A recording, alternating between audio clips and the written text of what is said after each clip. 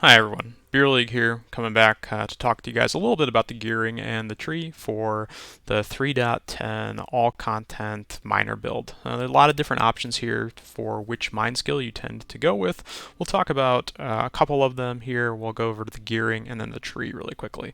So we'll do the gearing first. I'm going to go through here really quick. So if you do have questions, feel free to ask them in the forums. So couple of mandatory things. We do have Chevron's wrapping, and then we have Presence of Cholula. Both of these are, I would say, mandatory for the build to work correctly. This league, Presence is actually really cheap. It adds a nice amount of Chaos Resist, add a nice amount of ES, makes it so you can't be stunned. Overall, very good item. We'll talk about the annoyance here in a few. And then Shabs. Shabs makes the build possible because it allows you to go low life without dying.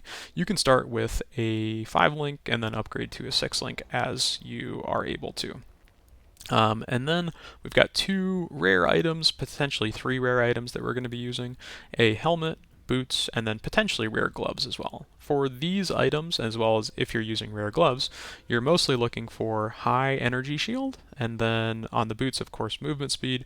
Any resistances that you can get are also nice. This helmet is extremely cheap. It cost a couple of C. It's going to hold me over here for a while until I'm able to buy a helmet with the correct enchant on it. Boots, movement speed on mine, penetration or crit chance is probably the best. I'll probably head back into the lab and do some more anointing.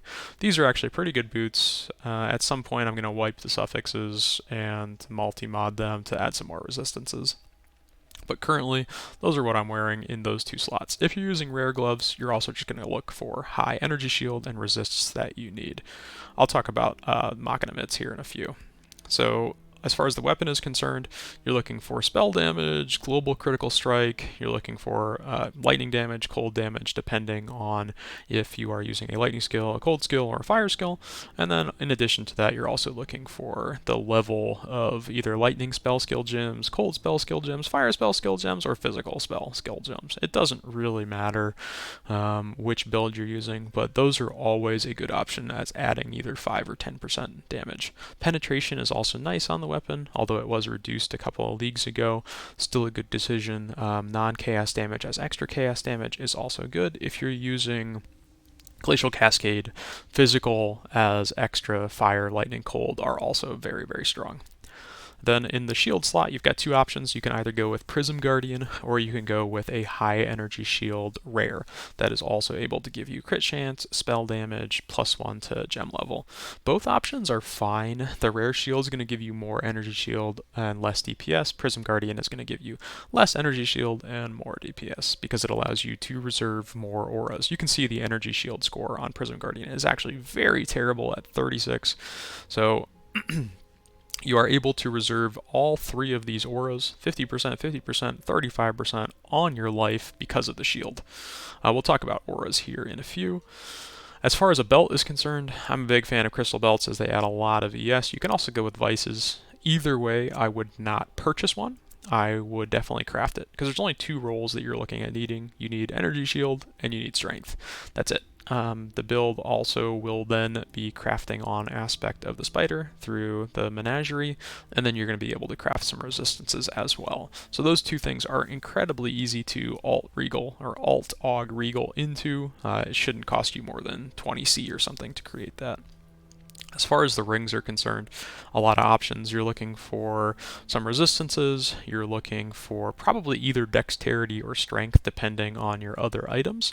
You're looking for energy shield. I'm using Lori's Lantern. It also provides some movement speed, some resistances, some chaos resistances, which is nice, and then it gives you a little bit of added extra tankiness. It's probably better than using a rare ring, although Mark of the Shaper and a good Elder Ring are probably the best bet. However, they are the most expensive options as well. On the gloves, I am currently using Machina Mitts. I think they are viable again this league as we're able to get a pretty high ES score from other places on the tree that I'll talk about here in a few minutes. In the past, when you weren't able to get close to 9,000 by using both Machina Mitts and Prism Guardian, I would have recommended against using both of these. However, now they are a pretty good buy. Definitely do not buy them though until your other gear is in order, because if you're using these at 5 or 6k energy shield, you're just going to constantly get one shot all over the place. They are a nice another item for survival though, so I would definitely try and pick them up once you get a chance. The final thing to talk about is that you do need fire damage somewhere. So I've got a little bit of fire damage to spells on my dagger, and then I've got a lot, or actually, no, you could get fire damage on your ring. I'm sorry. So that would be another option. So one of those two places, you do need some fire damage to utilize part of your ascendancy. We'll take a look at flasks really quick. The one option that is not here is Bottled Faith. You could definitely go with a Bottled Faith to replace either the Adziri's Promise or one of the defensive flasks. So you've got a Quicksilver of Adrenaline, really good for movement speed, the Diamond Flask of Heat for freeze, the Enduring Divine Mana Flask of Warding, and then the Granite Flask of Staunching.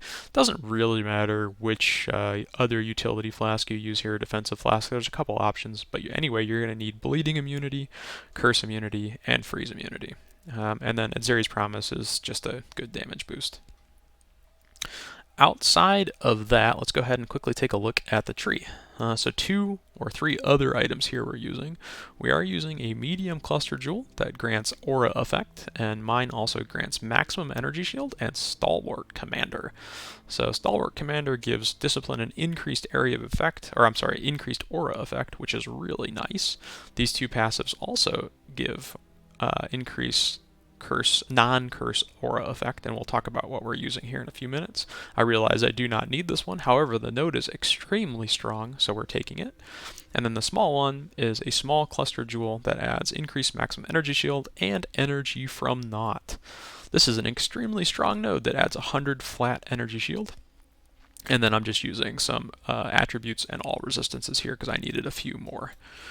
Other than that, the tree is fairly generic. We are picking up damage where we can, energy shield where we can, and then we're taking up this wheel for sovereignty, and this little node over here, reduced mana reservation, because we do need that to complete all of our auras. The final item to note on here is Energy from Within, just a very good item overall for this particular socket as it adds 200 or 300 ES. Other than that, we're just using some general jewels. None of them are very good. And then I am currently anointing Utmost Intellect. However, there are a few different options that are detailed in the guide. Utmost Intellect is the most defensive item, or the most defensive that we can go with. That is fairly cheap. This only costs a couple C to anoint. There are other options. They all cost multiple golden oils, though. Keystones, we are definitely using Pain Attunement. We are using Zealot's Oath, and then if you're using Machina Mitts, you're also using Ghost Reaver. So let's go ahead and take a look at the auras we're using. One thing to mention is we are using Vault Discipline here as an oh shit kind of button. We're using our Ball Lightning, our Flame Dash, and then our Chaos Golem. I like to have Detonate on my right click, but it's totally up to you. I like Portal as well. We are using a level 1 Precision, and I think that's a level 3 Clarity. Those are both linked to Blood Magic on my weapon.